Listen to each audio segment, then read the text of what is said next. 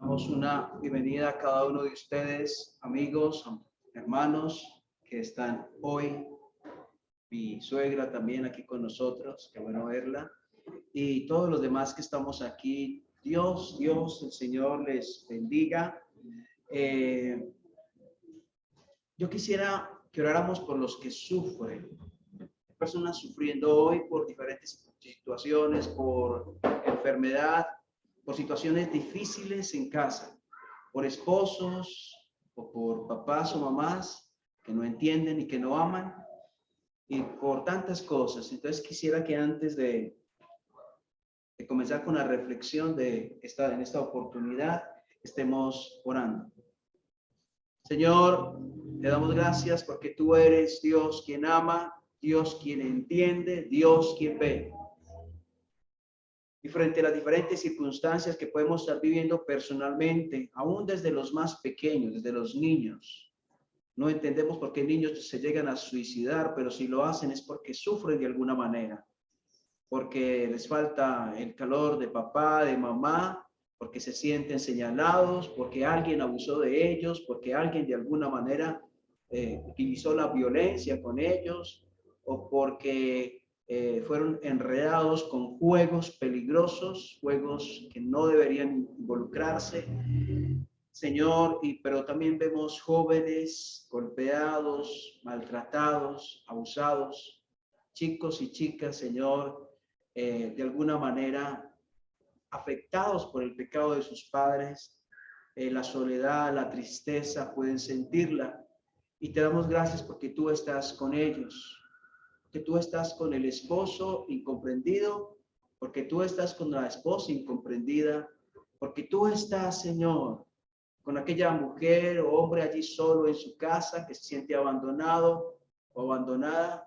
Tú no dejas solo a nadie y llamas a las puertas de la salvación a aquel que está sin ti, aquel que no te conoce, diciendo que por encima de este mundo y por encima del fracaso de este mundo, de lo podrido de este mundo, de lo sucio de este mundo, se levanta el amor tuyo, la gracia tuya, el perdón tuyo, Señor.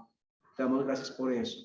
Oramos para que tú abras los ojos del entendimiento de cada uno de los presentes y hallemos cada uno refugio y escondedero en tu palabra y en tu persona. Gracias en el nombre del Señor Jesús. Amén. Hemos tenido una serie de estudios acerca del servicio. En la primera lección fue hace como 3 semanas, se llamó Llamados a Servir. La siguiente, el Dios al que servimos. Y hoy quiero que pensemos en la actitud del siervo. Hace 8 días, parte del mensaje tuvo que ver con el servicio. ¿Se acuerdan? Gozo al creer, gozo al obedecer y gozo al... Muy bien, ahí tuvo que ver con el servicio, gozo al servir. Y hoy quiero que veamos la actitud del siervo. Cuentan de un abogado que él relató lo siguiente. Cuando aún estaba trabajando como abogado, recuerdo, dice él, un caso que estaba seguro que iba a ganar. Él era cristiano. Estaba tan confiado que decidí que no valía ni siquiera molestarse orando por ello, ya que seguramente le iba a ir bien. Tan pronto comenzó a hablar el abogado, el juez del caso le interrumpió y le preguntó si estaba al tanto de un caso que había sentado jurisprudencia muy recientemente, y el abogado no tenía ni idea de el resultado. Fue una derrota humillante. Porque cuando nos sentimos a veces que nosotros podemos manejar tantas cosas y que no necesitamos orar, o tal vez ni nos acordamos de orar, ni caemos en cuenta de que no estamos orando, solo haciendo, y más en el servicio de Dios, es que estamos confiando mucho en nosotros mismos y dejando de confiar en Dios. Cuando nos enfrentamos al servicio en la vida cristiana, una manera de manifestar nuestra dependencia de Dios es orando. Señor, tengo que hacer algo este domingo, tengo que hacer lo siguiente. Señor, voy a organizar el lugar de reunión. Para eso se necesita orar. Señor, ayúdame a hacerlo con la actitud adecuada. Señor, voy a la reunión, quiero ir a aprender de ti, Señor, que tenga mi corazón abierto. ¿Se necesita orar? Más aún, el servicio cristiano necesita orar. Con la oración estamos diciendo, Señor, no soy yo, eres tú. Señor, es tu fuerza, no la mía. Señor, no es mi sabiduría, es la que tú me das. Por eso necesitamos orar. En Lucas capítulo 17, versículo 7. Entonces, si tú quieres, mi hermano aquí presente o personas que verán luego el mensaje, ver la serie completa, está en Facebook y en YouTube como Llamados a Servir, el Dios al que servimos, y este tercer mensaje, la actitud del siervo. Lucas capítulo 17. Lucas capítulo 17, versículo 7. Quiero que todos estemos ahí, listos, mirando la palabra. Es importante que la escuchemos, pero que la miremos. ¿Por qué? Porque está entrando por dos vías, nuestros oídos y nuestra vista. Lucas 17, 7 dice, ¿quién de vosotros, teniendo un siervo que ara o apacienta? ¿Qué es un siervo? Era un esclavo. Dice, ¿quién de vosotros, teniendo un siervo que ara o apacienta ganado, al volver el del campo, luego le dice, pasa y siéntate a la mesa? Esa pregunta, la respuesta es ninguno, ninguno. La respuesta es esa. Socialmente, el siervo llegaba, el esclavo llegaba y no era atendido. Ah, qué pesar, vienes de trabajar, tómate algo. No, venga, aquí hay algo más para hacer. Y el trabajo en la vida cristiana no termina. Tú puedes llevar 20, 30 años sirviendo al Señor y no terminará, porque no hay pensión para los que sirven al Señor. ¿Saben dónde será nuestra pensión? En el cielo. Y aún allí le serviremos. Y con gozo le serviremos. Entonces, ¿quién de ustedes, dice el versículo 7, quién de vosotros, teniendo un siervo que ara o apacienta ganado, al volver el del campo, luego le dice, pasa y siéntate a la mesa? La respuesta es ninguno, ¿cierto? Es lo que dice. 8. No le dice más bien, prepárame la cena, cíñete, sírveme hasta que haya comido y bebido, y después de que yo tenga mi barriga llena, entonces bebe y come y bebe tú. La pregunta es, todos lo hacían. Versículo 9. La respuesta a esta pregunta. Y versículo 9 dice, ¿acaso da gracias al siervo porque hizo lo que se le había mandado? ¿Qué dijo el Señor? Porque se consideraba una obligación del siervo, del esclavo, cumplir con estas cosas. Entonces, socialmente, culturalmente, no recibiría un gracias. No, pienso que no, dice el Señor. Versículo 10. Así también ustedes, cuando hayan hecho todo lo que os ha sido ordenado, decir, siervos inútiles somos, pues lo que debíamos hacer, hicimos. Bueno, muy bien. Esto no está haciendo énfasis en la actitud del amo como una persona que no comprende, insolente, ingrato, duro, cruel. No, está mirando más bien a la actitud del siervo, del que sirve. ¿Cuál debe ser la actitud del que sirve? Esta es una vacuna contra el orgullo, contra la soberbia. Si tú estás sirviendo al Señor, fácilmente puede llenarse tu corazón y decir, yo hago lo que otros no hacen. Yo estoy allí haciendo y haciendo y haciendo y haciendo, mientras otros ahí sentadotes y no hacen nada, solamente van y se sientan a la iglesia. Puede llenarse su corazón pensando eso. Pero esto es una vacuna contra la soberbia. Porque por más que tú hagas, ¿qué somos? Inútiles. O sea, es decir, hacemos mucho, pero por mucho que hagamos, no pasaremos aquello que nos pide. ¿Cierto? Como cuando usted de pronto le dice a, por ejemplo, no sé, Marcela le dice a Juan, Juan, quiero por favor que me lave la loza del desayuno. Y Juan dice, sí, mamá. Y entonces, después, sin darse cuenta, ella coge la loza del almuerzo y la lava, y por la noche hizo la loza de la comida, y después va y acuesta al niño más pequeño, lo en pijama y lo acostó. ¿Hizo más lo que se le pidió? Sí, pero no sucede eso en la vida cristiana. En la vida cristiana Dios ha pedido cosas y Dios pide un corazón rendido a Él. ¿Dónde nos podemos pasar de la raya nosotros? Pero aquí es, ¿cuántos de estos siervos que somos nosotros estamos haciendo todo lo que el Señor nos ha mandado? Estamos en una era donde el cristianismo es tan mediocre, un cristianismo tan frío, un cristianismo de solamente venir a la iglesia y ya. Cuando Dios no solamente quiere salvar, Dios no solamente quiere que nos congreguemos, Dios quiere que demos fruto para su gloria. Dios quiere que sirvamos al Señor y no implica hacer lo que el pastor dice, es hacer lo que Dios dice. Y la pregunta no debe ser al pastor, ¿qué quiere que haga? La pregunta debe ser a Dios, Señor, ¿tú qué quieres que yo haga? Señor, ¿qué quieres que yo haga? Y este hombre dice, versículo 10 dice, así también ustedes cuando hayan hecho todo, no una parte, no gran parte, no la mayor parte, no, todo lo que os ha sido ordenado decir, siervos inútiles somos. Siervos inútiles somos. La pregunta es si siquiera somos siervos inútiles. Si llegamos a serlo siquiera. ¿Estamos haciendo lo que el Señor ha ordenado? Pregunta. ¿Estamos haciendo lo que el Señor ha dicho? Dios quiere que conservemos humildad.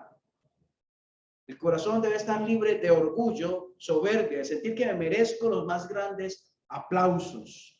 Un veneno grande en el servicio es el orgullo y la autosuficiencia. Vamos a otra cita en Hechos, capítulo 4.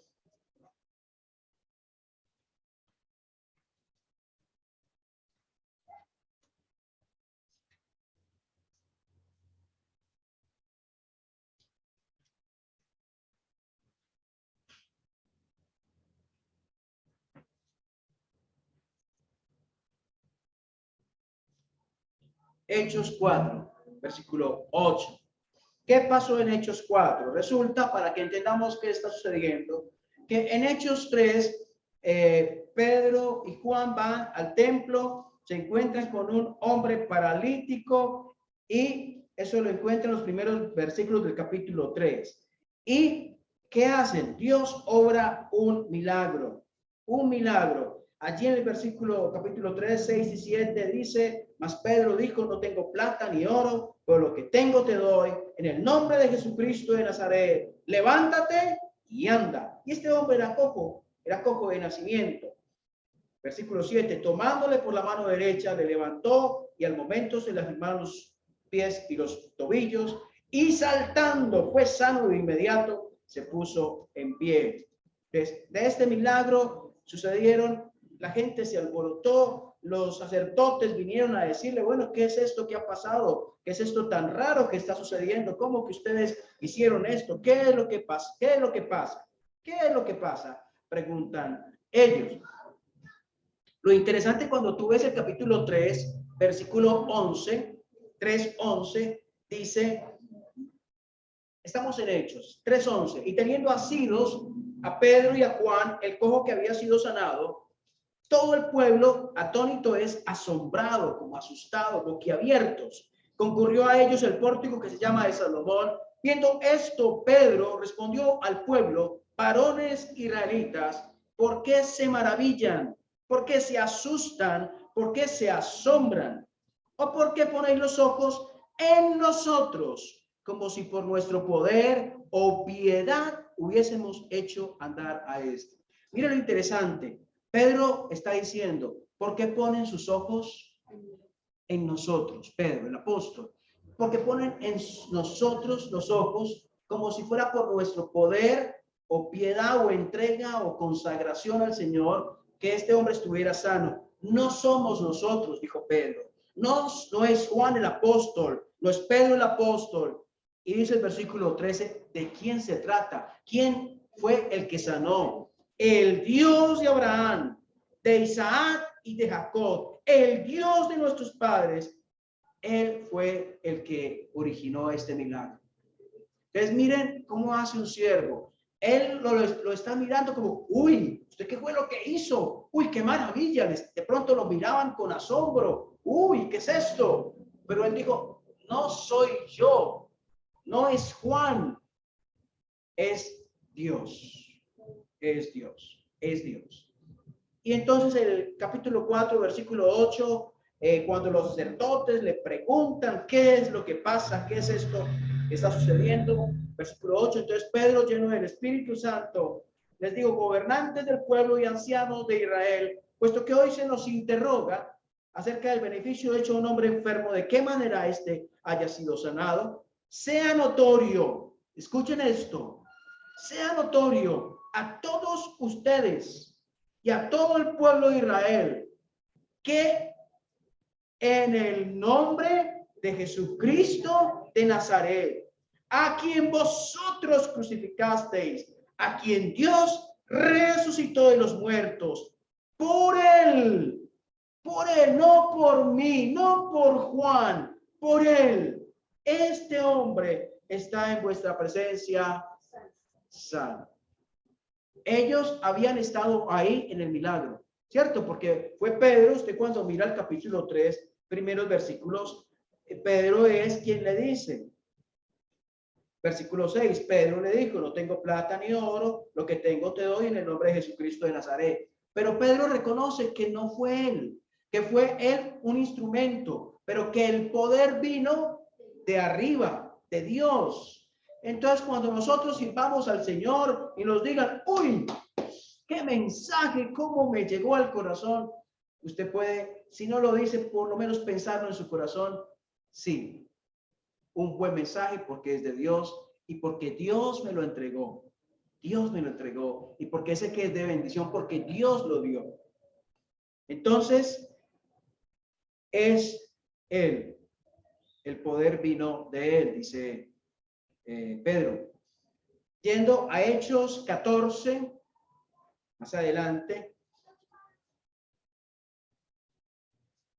ya está otra persona, ya es Pablo. Después del capítulo 13 de Hechos, la persona, pues obviamente es Dios, es el Espíritu Santo en el libro de Hechos, la persona central, pero hablando de la persona, del ser humano, que se menciona más es el apóstol Pablo después del capítulo 13 de Hechos.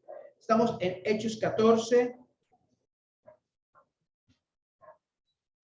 Mira lo que pasó en 14, versículo 8, algo similar, pero ya con Pablo.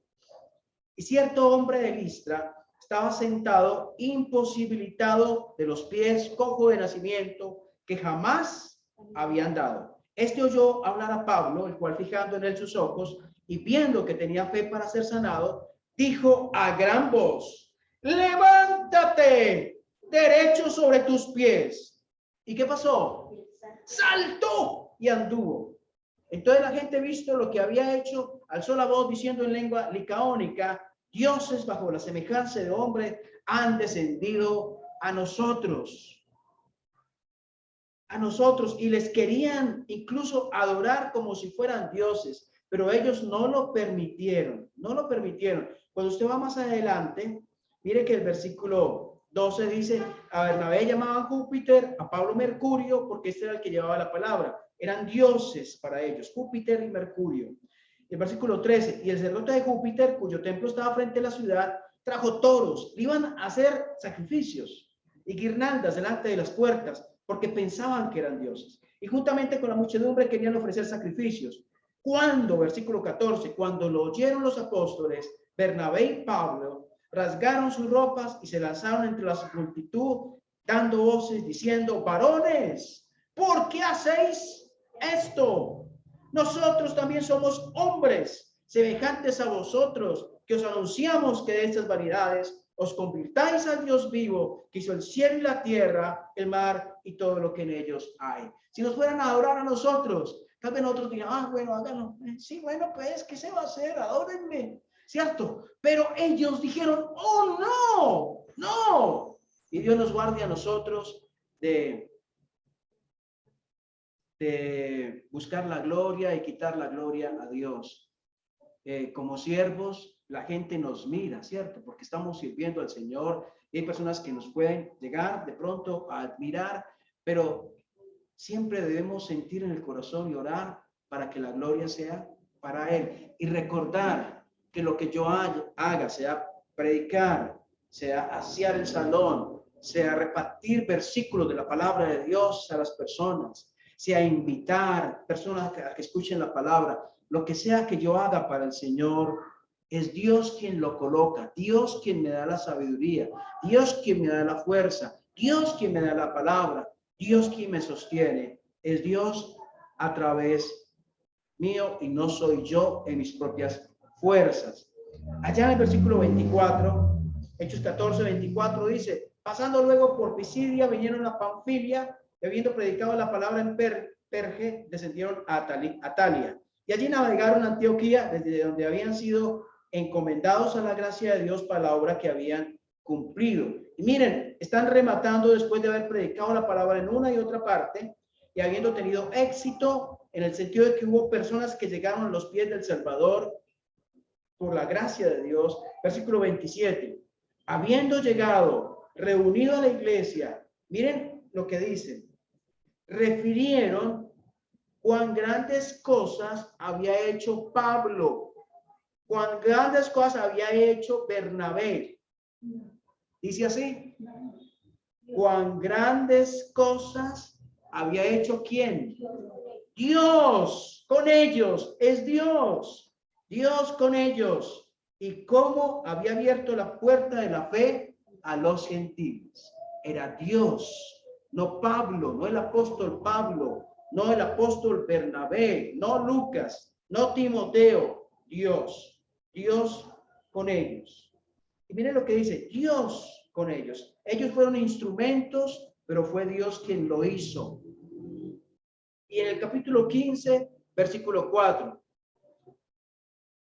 Y llegados a Jerusalén, fueron recibidos por la iglesia y los apóstoles y los ancianos y refirieron todas las cosas que Dios había hecho con ellos. Dios. Luego nuevamente Pablo en primera carta de Corintios, capítulo 15, hablando de la resurrección del Señor Jesucristo, de los testigos que hubo de la resurrección, de quienes vieron al Señor resucitado, porque había personas aún dentro de la iglesia dudando si Jesucristo, el Señor, había resucitado, cosa contradictoria. No puedo llamarme cristiano y negar la resurrección, pero habían dudas en algunos acerca de la resurrección, y por eso es una defensa de la resurrección. Es muy importante. Primera de Corintios 15 dice, versículo 1, además os declaro, hermanos, el evangelio que os he predicado, el cual también recibisteis, en el cual también perseveráis, por el cual asimismo si retenéis la palabra que os he predicado, sois salvos, si no creísteis en vano, porque primeramente os he enseñado lo que asimismo recibí, que Cristo murió por nuestros pecados, conforme a las Escrituras, que fue sepultado y que resucitó al tercer día, conforme a las Escrituras, y que apareció Cefas es Pedro, y que apareció a Cefas y después a los 12, después apareció a más de 500 hermanos a la vez, de los cuales muchos viven aún y otros ya duermen, después apareció a Jacobo, después a todos los apóstoles, y al último de todos, dice Pablo, al último de todos, como a un abortivo, me apareció a mí. Y miren cómo habla él de él mismo. Yo soy el más grande de los apóstoles. Yo soy el que más he predicado. Yo soy el que tengo más éxito entre los apóstoles. Yo soy el más grande. ¿Sí? Yo soy el más pequeño de los apóstoles. ¿Cuántas iglesias había fundado? ¿Cuántas personas habían llegado a conocer de Cristo a través de su ministerio? Había llevado el evangelio a Asia, a Europa, había llegado el evangelio hasta África. Y está diciendo, yo soy el más pequeño de los apóstoles, que no soy digno de ser llamado apóstol, porque perseguí a la iglesia de Dios. Pero por la gracia de Dios, soy lo que soy. Por la gracia de Dios, soy lo que soy. Y su gracia no ha sido en vano para conmigo. Antes he trabajado más que todos ellos, pero no yo, sino la gracia de Dios conmigo. ¿Ven? Él había trabajado, era verdad. Había trabajado, el alcance de su ministerio había sido más amplio que los demás apóstoles. Pero él dijo, no soy yo, es la gracia de Dios conmigo. Había orgullo, había soberbia, había sentimientos de inferioridad tampoco. No, él sabía que él había hecho cosas graves en contra del cristianismo. Ningún apóstol, ni Pedro, ni Juan, ni Jacobo, ni Tomás, ni ninguno de ellos, ningún apóstol, ninguno, había perseguido a la iglesia de Dios. Pablo sí. Pablo hizo cosas que ningún otro apóstol hizo en contra del cristianismo. Por eso él dice, yo soy el más pequeño de los apóstoles, pero también dice, yo he trabajado, pero no yo, sino la gracia de Dios conmigo. Y vamos a ver, para terminar, un ejemplo de lo contrario, de lo que Dios no quiere ver entre sus siervos, entre los que le sirven. En Tercera de Juan, ahí llegando a Apocalipsis, Tercera de Juan, cerca, vecino Apocalipsis, muy cerca, ahí de Apocalipsis está Judas y antes está Tercera de Juan.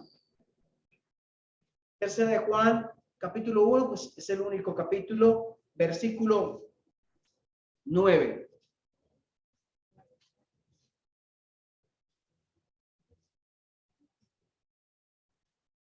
Dice el apóstol Juan, preciso, este apóstol fue que estuvo con Pedro en Hechos, capítulo 3, en el milagro, donde le preguntaban quién era, y respondieron los apóstoles, no somos nosotros, es Dios.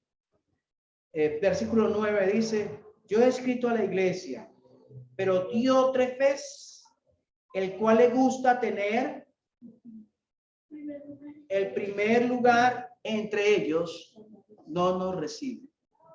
Miren, un hombre, un cristiano, supuestamente un líder espiritual en la iglesia, y le mandan carta a los apóstoles, el apóstol Juan, y el apóstol Juan dice de él le gusta tener el primer lugar entre ellos. ¿Qué es eso? Soberbia, autoritarismo. Versículo 10, por esta causa, si yo fuere, recordaré las obras que hace parloteando con palabras malignas contra nosotros, y no contento con estas cosas, no recibe a los hermanos, y a los que quieren recibirlos se los prohíbe y los expulsa de la iglesia. Él quiere tener el primer lugar entre ellos. ¿Quiere Dios eso? No. Debemos recordar, cada que presto el servicio al Señor, Él no me debe a mí. Soy yo quien le debo. Hay una costumbre que es bonita, pero no cuadra aquí. ¿En qué sentido? Que cuando uno hace un favor, dice, Dios te pague, ¿cierto? Dios te pague, qué gracias, Dios te pague. Pero Dios me debe a mí. ¿O soy yo quien le debo a Él? Él no me debe a mí, aunque participamos en milagros divinos. O sea, podemos ver cuando predicamos la palabra, cómo la palabra llega y hace nido en el corazón, y cómo personas llegan a los pies de Cristo. Esos son milagros que pasan y participamos en ellos, pero debemos recordar que no somos nosotros, que el poder viene de Dios. Dios es el que hace en nosotros y a través de nosotros. El orgullo será mi caída y será tropiezo para otros. Vea una imagen como de una persona colgando, como en una persona que se estaba cayendo, se agarró de una roca, estaba agarrado acá de una imagen, y aquí tenía una bolsa pesada, entonces estaba por caerse, y si no soltaba esa bolsa, se iba a caer, pero no la soltaba. ¿Y sabes cómo se llamaba la bolsa? El orgullo. Y así pasa con muchos, aún cristianos, aún siervos o líderes, no sueltan la bolsa del orgullo. Y como no sueltan la bolsa del orgullo, terminan cayendo y haciendo daños a ellos y a la obra de Dios. El orgullo será mi caída y será tropiezo para otros. Oremos. Señor, gracias por tu palabra, por lo que nos has estado enseñando acerca del servicio, seguramente mucho más que aprender. Señor, anímanos, que seas tú incendiando el corazón de esa pasión por servirte, de ese ánimo por servir al Dios vivo y verdadero. ¿Cuántas veces gastamos horas en el mundo, sea bailando cuando estábamos en el mundo, sea en el licor, sea en la droga, sea con mujeres, conquistando mujeres, gastando dinero, haciendo cosas que no debíamos hacer? Servíamos al mundo y hoy, Señor, no debemos servirte a ti. Si utilizamos tiempo para el mundo, para esas cosas que no dejaron nada y antes nos dejaron tristeza, ¿no deberíamos hoy dedicar tiempo para tu obra? Si dedicamos a un dinero para aquellas cosas que nos dañaron, hicieron daño a otros, ¿no deberíamos servirte aún con nuestro dinero? Señor, ayúdanos a servirte con la actitud, con el corazón que tú quieres, con la pasión que tú quieres, con el ánimo que tú quieres. No como algo eventual que sucede una vez cada año, sino como algo que es de la vida cotidiana, servirte a ti. Dios, gracias. En el nombre del amado Señor Jesús.